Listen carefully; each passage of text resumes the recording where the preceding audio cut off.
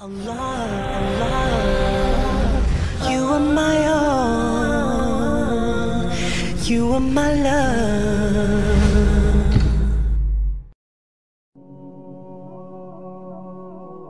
The Prophet ﷺ, he taught us that you are on the religion of your friends.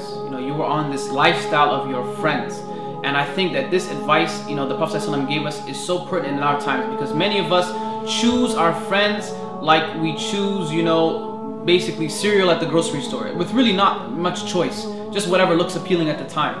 But imagine that, the person who wants to get married, when you're looking for the right wife or husband, you're going to start inquiring about this person's background. You want to know about their family, you want to know about their religion, you want to know about their wealth, you want to know about everything about them. And this is the person who, you're going to be spending the rest of your life with. But when we're looking for friends, we don't really care.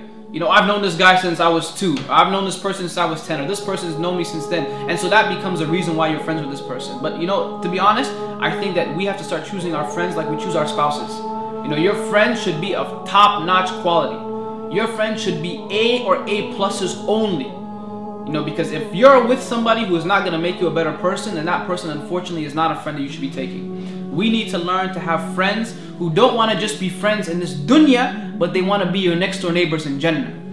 How many friends do you have like that?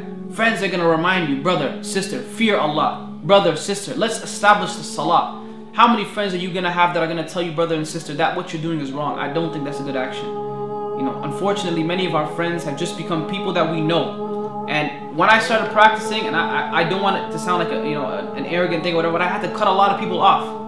And you really have to sometimes. You got to figure out what is your priority. Why are you on this earth, and what are you doing, and how long are you going to be here for? That you can have time to mess around with people who don't have your same agenda and priority in mind. And so, brothers and sisters, my advice to you is to pick your friends wisely and make sure the people you're surrounding yourselves are people who are going to remind you of Allah subhanahu wa ta'ala in good times and in bad.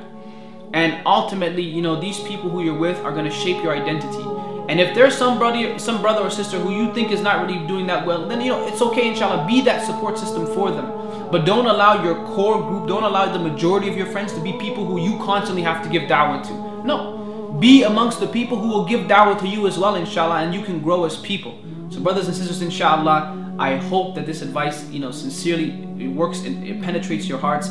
And, inshallah, you will be my friend in this world, and you will benefit me. I will be your friend in this world, inshallah, and we will be the best of friends in the hereafter, in Jannah Firdaus, inshallah. I'd like to give a big jazakallah khair, a big thank you and shout out to Roadside to Islam for all the amazing work they're doing. And may Allah subhanahu wa ta'ala make this act heavy on all of our scales of good deeds, inshallah. This is your brother Boonaa Mohammed signing off. Jazakumullah khairan. Wassalamu alaikum wa rahmatullahi wa barakatuh.